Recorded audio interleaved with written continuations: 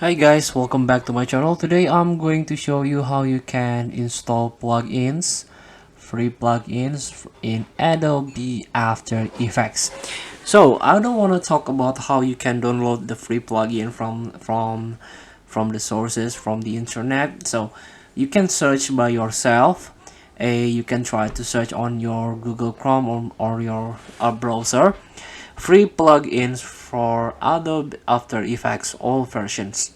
So after you download the plugins, you can put your downloaded file into the program files, go to the Adobe and tap on Adobe After Effects that's on your version you installed on your Windows. Click on support files, scroll down and try to search a plugins folder here. You can click it, and here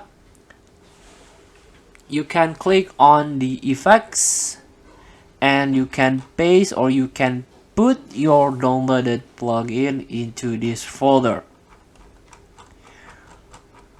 So after it, you can try to open your effect in here. So feel free to try. Thank you for watching. Don't forget to comment, like, and subscribe, and also click the button below. See you in the next video.